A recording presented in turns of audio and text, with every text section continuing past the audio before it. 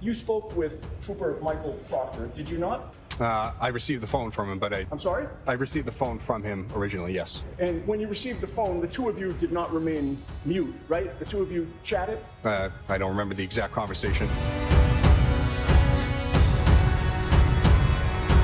Folks, this is crazy. This is absolute insanity. He's such a snake, such a little sniveling snake. I swear, you feel the vitriol that I have for this man? It is authentic. It is real because it is so disgusting how he can't answer one question. One question. You didn't know where it was retrieved from? Correct. All right. But you did include in your report that while Proctor and Buchanan were on scene, they retrieved the cell phone of John O'Keefe, correct? At some point during the day, they did. I don't know where from. So there's multiple. It's not a game. A man is dead, and you are helping cover up the risk. It's not fun for anybody. It may be fun for you. It's not fun for anybody else.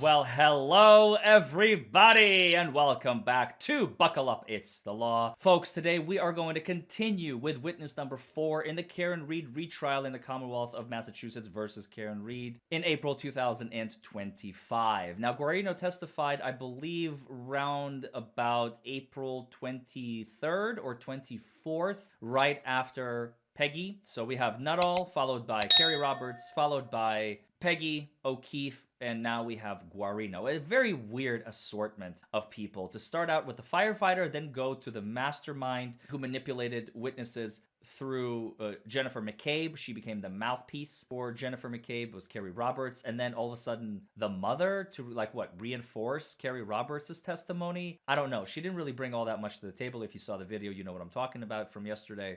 But at the end of the day, to throw in the master manipulator, Trooper Guarino, the biggest liar, one of the biggest liars in Karen Read case, the comparison of Trooper Guarino from trial number 1 to his testimony in trial number 2. Let's go.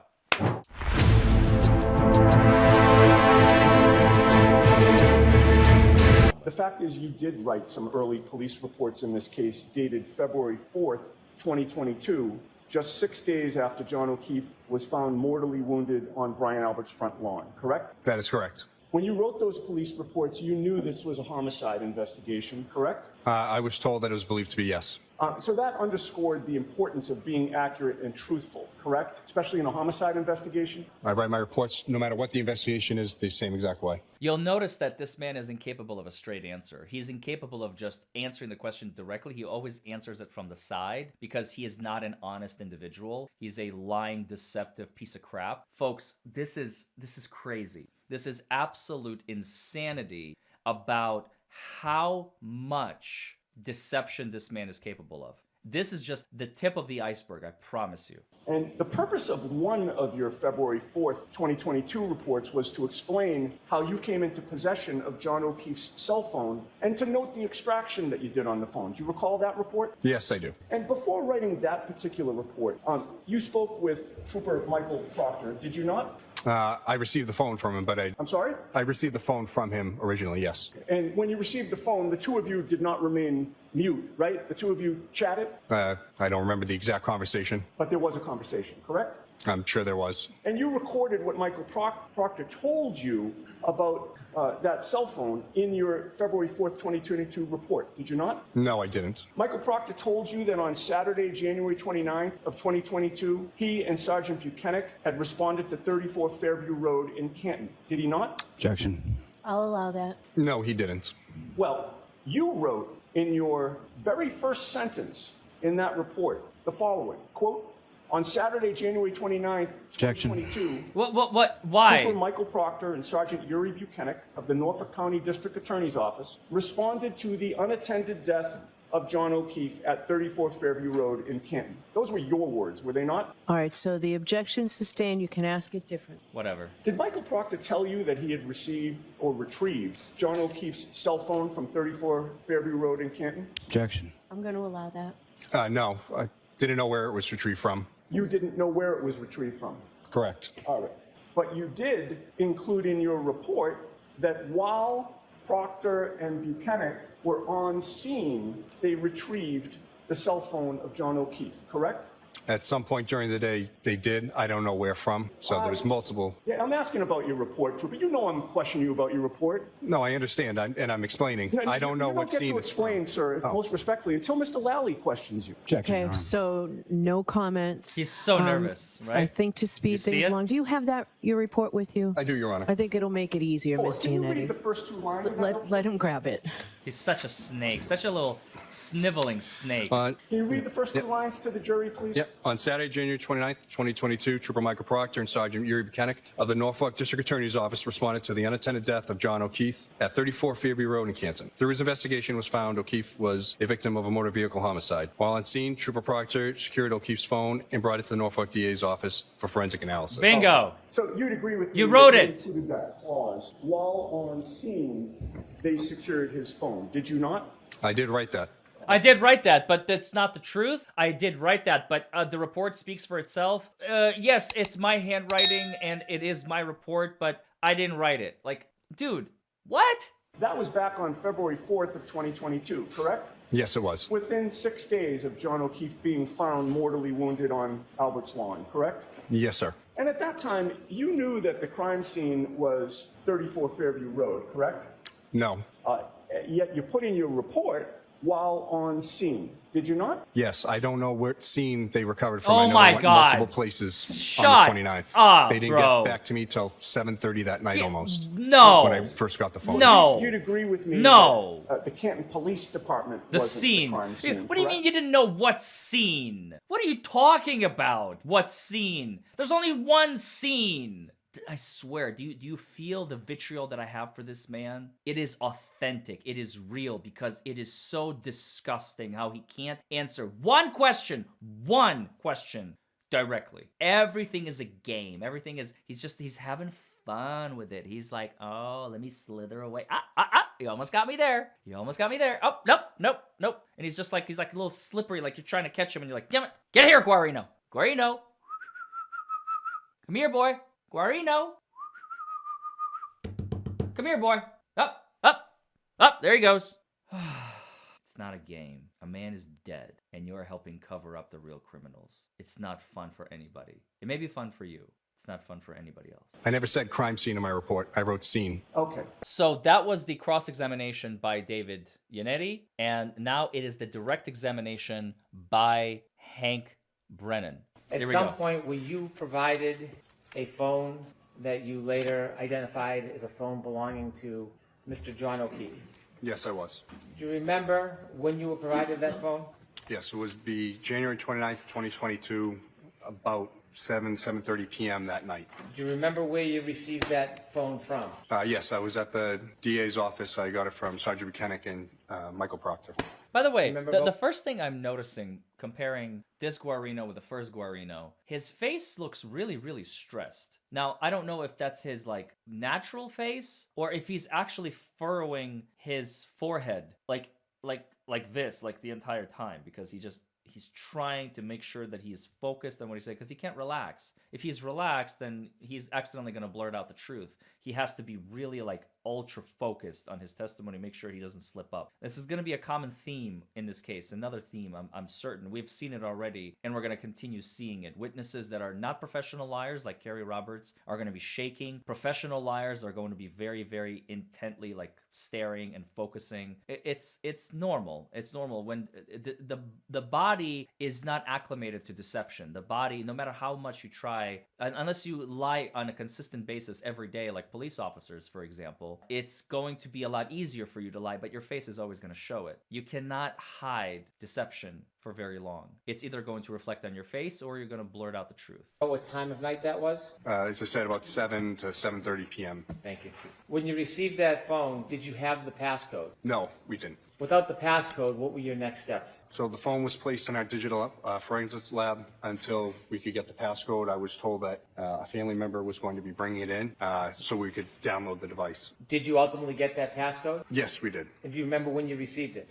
January 31st, 2022. After you received the passcode for Mr. O'Keefe's phone, can you walk us through the process of what you did? Yep. So once the passcode's obtained, we'll unlock the phone and then plug it into Gray Key, and then it's able to pull the full information from it. See? Now he's talking about a topic he's very familiar with. This is the truth. This is easy. We use gray whatever. It extracts the thing. It does the thing and the thing. And his forehead just went from this to this. He's relaxed. This is easy street. I know this stuff. I don't have to focus. I can take a step back. I can breathe. I can relax because this is something I'm familiar with. There is nothing I need to protect in this particular line of questioning and in this particular line of answers. It is becoming too easy to catch these guys because they've been marinating in these lies knowing that trial number 2 is going to inevitably happen a year from now, in July. And they've all been marinating in this bile juice, and it's affecting them. It's affecting their behavior. It's affecting their personality. It's affecting who they are as people, because every morning they wake up, they have to live with the fact that I contributed in helping cover up the murder of John O'Keefe. And if and when it gets discovered, I have culpability. I am guilty. This sucks. Anyway, moving on with the day, what's for breakfast? Think about that. They've been living with this since 2022, but in 2022, everything was fine. Nobody was really getting pinched or anything. And then 23 came and went, and then they're like, okay, see, things are moving along pretty smoothly. And maybe she'll take a plea deal. Then she hires Alan Jackson, like, whatever, we can beat him. No worries. 24 comes and goes. Jury trial comes and goes. Mistrial. Oh boy. Okay, so we didn't really prepare for this. Now we have to sit on this for a year, and we all know we're going to have to testify, and now every morning sucks. And every night before you go to bed, it's the last thing they think about, and every morning when they wake up, it's the first thing they think about. So, yeah, not a good look. Not a good look for the Karen Reed prosecution team. Let's just put it that way. Having to guess the passcode. How long does that take? Again, depending on the size of the phone, a few hours. After the information was downloaded, then what happened? We place on our digital evidence server at the DA's office, and then if the phone is evidence, it would go into evidence. If it was a consent, we'd give it back to the person who gave it to us immediately. Did this phone go into evidence? Yes, it did.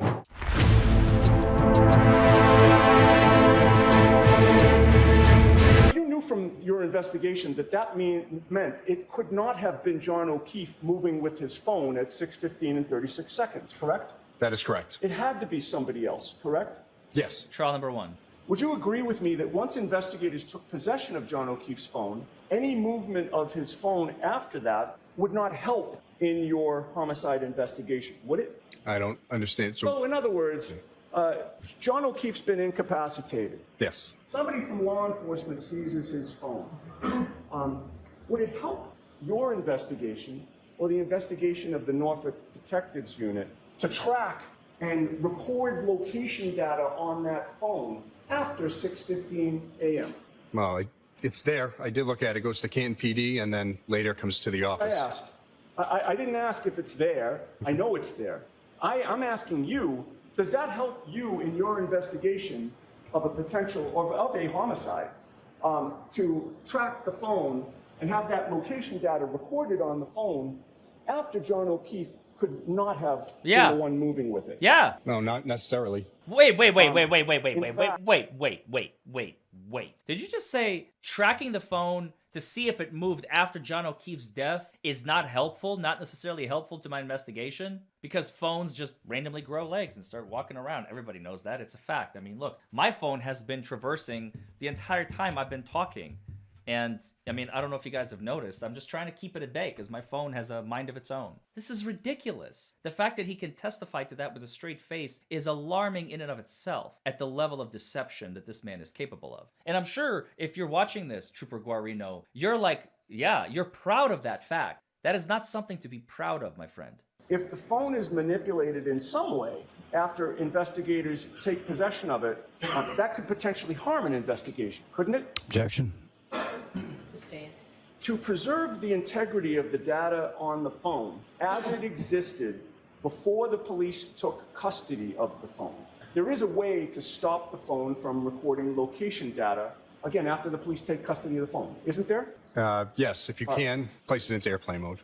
Yes, yeah, you mentioned on direct examination that it could be accomplished by putting the phone into airplane mode, correct? That is correct, sir. When that phone was seized, no investigator put the plane into airplane mode that early morning because you know that location data was found on that phone, correct? I don't know when it was placed in airplane mode, But you know it wasn't by 6:15 a.m., correct? that is correct. And there's also another way to prevent any signal from entering or exiting the phone. You'd agree with that? And that is one of the things that has broken this case wide open in the first trial. Because if I remember correctly, there was a expert witness for the defense who testified that after they did their own phone extraction and they found that the phone moved after John O'Keefe's death. And that's extremely crucial because that means his body was being moved. And I can already tell you, foreshadowing the future, I don't know if it's we're going to cover it today, but in one of the Guarino videos that I break down, because I broke down the entire testimony, as I've already said to you all, the speed at which John O'Keefe's phone was moving was very slow, very crawling, like someone carrying a body. Now, he never said it, but that's what it sounded like, and that's what the jury believed in trial number 1. And again, remember, this is still trial number 1. We'll dive into trial number 2 momentarily to compare and contrast his lies, inconsistencies, and deception. Yes, there is. During your direct examination, you mentioned the concept of a Faraday bag. That is correct, sir. A Faraday bag has special fabric that blocks electromagnetic signals entirely, does it not? Yes, sir. So putting the phone into a Faraday bag would be another way to stop the phone from recording location data while the phone's in police custody, correct? Yes, sir. And you'd agree with me that during that early morning hours, as of 6:15 a.m. and thereafter, no investigator in this case put that phone into a Faraday bag on January 29th, correct? Not to my knowledge. In fact, after John O'Keefe's cell phone started registering movement at 6:15 and 36 seconds in the morning on January 29th, it continued to record location data the rest of the morning until 11:56 and 1 second a.m. on January 29th, correct? I don't know the exact end time, but I know it does have GPS data points throughout the day. You would agree with me that for several hours after the police had the phone, it was not put in a Faraday bag and it was not put into airplane mode, correct? That is correct. All right. All right, this is trial number 2. Now let's compare and contrast. You heard it in trial number 1. Now let's hear in trial number 2. This is the direct examination of Guarino. Information that you extract from the actual device is accurate and the same when you're making a copy. How do you ensure the integrity of it? So with Gray Key, it produces a progress report as it goes through its process. The only 2 fields that we can sort of amend in that PDF that it spits out is the ID number and then the investigator name. So after the data is pulled out, it creates a hash value, which is like a digital fingerprint for that specific information. So if you had gone in and to edit or change it, that digital fingerprint would change. It would change the big long string of numbers that it attaches to that file. The digital fingerprint, is that the same thing you're referring to as the hash value? Yes, exactly. And how do you ensure that the hash value of the product, the copy, is the same as what's on the phone? You can run the zip file that it creates with the information into a hash calculator, and it will give the same hash as what is produced from the Gray Key PDF report. So if something had changed or there was an error with it, the hash would not be the same as what was given from the PDF. And that's how we know that the data is not the same. So if you download a phone and it has a hash value, this digital fingerprint, and then someone was to manipulate the phone and remove anything, even a period, from that data, if it's run again, will the hash value change? Yes, it would not be the same because Even it will if it's show. just, I'm sorry, even if it's just a period? Yes, any alteration to that initial extraction with that number, it immediately would change. So if you have an item, a computer or a phone, and you put it through the Gray Key program, and you do an extraction, a copy, where do you store that copy of information if it's not on the phone that you originally have? What do you do with it? So once the program pulls that information, we have to place it onto our secure server at the office, and we'll take any of the files that were given via the extraction process, and it's saved there for us. And so you copy it on another link or another digital file? Yes, we'll save it to the server at the district attorney's office. Can it be put on a physical item, like a zip drive or a hard drive? Yes. If you put that download onto a zip drive or hard drive, how will you know if that information on the hard drive matches the same information you originally downloaded from the phone to the server through Gray Key? Again, like I said, you could run the hash value of that file again to correlate it with the PDF that we were given. Was he about to say to corrupt accidentally? Or am I just hallucinating? It sounded like he was about to say the word corrupt on accident.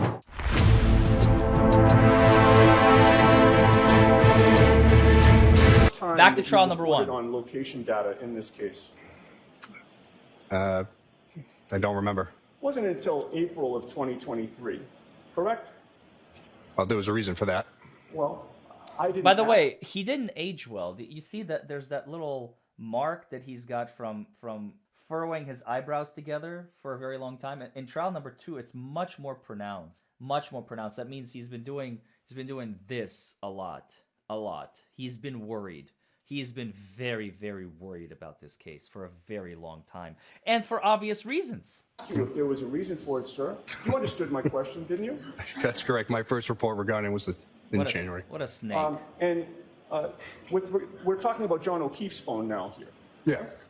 You did not report on the location data on John O'Keefe's phone until April of 2023, correct?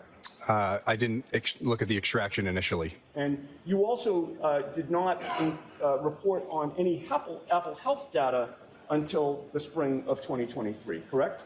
Again, I didn't look at the phone extraction. Trooper Proctor would have looked at it. I would have loaded it and given it to him. So Trooper Proctor had access to the phone first, and then you took care of it, correct? He had access to the extraction that I would load onto Cellbrite for him to look at, where you can't change the data. That is correct. You chose not to look at it because you would have actually been able to find out when was the last second that he had a pulse, in theory, and probably in practice. And if the last signal that he had a pulse, that he was alive, would be like, I don't know, 2:45 a.m., 3 a.m., 5 a.m., that would be very important. Very, very important. You would agree with me that you didn't address But he doesn't care. John O'Keefe's health or location data in any formal report until that April 23 report, correct? That is correct. I never went through it. Right, and you See, I never went through it. Right there. submitted your report in April of 2023 after you became aware of an affidavit filed by the defense expert, Rick Green, in which Mr. Green extracted and analyzed John O'Keefe's location data and his movements according to Apple Health data. Isn't that correct? Yes, that is correct. Now, you're aware that Jennifer McCabe signed a consent form on February 2nd of 2022 for her cell phone to be imaged? Yes. And a full forensic extraction was performed on that phone sometime shortly after February 2nd of 2022? I don't remember the exact date. I didn't download her phone. Unlike all of the McAlberts who upgraded their phone and never had an extraction on any of their phones. I wonder why. And Karen's like, here you go, do whatever you want. I got nothing to hide. But in any case, you generated a Cellbrite full file system extraction report on May 31st of 2022, correct? Yes. And you were aware that that Cellbrite report was the one that was turned over to the defense in this case, correct? That is correct. But you'd agree with me that that extraction report didn't contain anything close to the full file system, despite the name on it, correct? It did. Well, that report was filtered to return only Jen McCabe's communications with Karen Reed, Kerry Roberts, John O'Keefe, and Kaylee Furbish, correct? That is not correct. That is correct. Did Michael Proctor instruct you to pull only those communications? Objection. Objection. You didn't seek to obtain any of Jennifer McCabe's communications with her sister, Nicole Albert, did you? I didn't go through, like I said, didn't go through Jen McCabe's info. And you didn't seek to obtain any of her communications with her daughter, Allie Albert, did you? I'm sorry, Allie McCabe. Objection. May we approach? Sure. Lally didn't like it in trial number 1. You would agree with me that the full forensic image of Jennifer McCabe's phone was not shared with the defense until it was requested by us in October of 2022, sir? That is not true. When you wrote your report on April 24th of 2023, in response to an affidavit provided by Rick Green, the defense forensic computer expert, it was in that report that you finally disclosed for the first time the existence of 3 Google searches by Jennifer McCabe, correct? Objection. All right, so ask that differently. Prior to April 24th of 2023, You had not reported in any formal manner with anything that was shared with the defense about the existence of 3 Google searches by Jennifer McCabe, correct? I never looked at Jennifer McCabe's phone. And so was there anybody else from your unit or anybody else that you worked on that provided And why didn't you? Because you're protecting her. material to us? Not that I know of. There it is, folks. That's Guarino. And like I said, you have to watch the entire first trial episode of Guarino, which will premiere on my channel. I may shout out in the comments below if you want me to just double down. And by the way, don't forget to subscribe and like this video before I forget to tell you that. If you want me to double down, let me know in the comments below. If you want me to just premiere maybe like a couple of videos a day until I get all of trial number 1 out of the way, because otherwise we'll never get through it. I have a feeling that I'm going to have a lot of content, enough content to get the entire trial of Karen Reed booked up, because there's going to be more than 1 witness per day most days, and there are going to be some days where there might only be 1, but it's going to confuse everybody. It's going to look weird. So what I may do is I may start premiering 2 videos a day instead of just 1, and see how that goes, and do that for a while until I exhaust my vault, if you will, with Guarino from trial number 1. There's 4 episodes there. I still have 1 Ally McCabe remaining in the vault. I am saving her for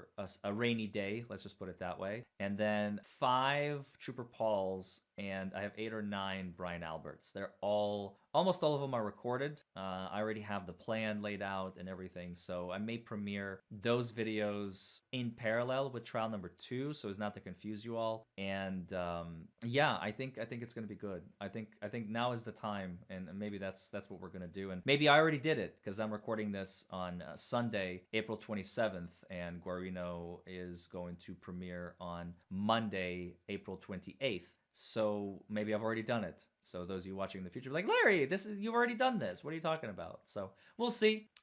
And folks, I hope you're learning. I hope you're enjoying this. I'm going to keep this going, and I will see you all in the next video. Bye, everybody.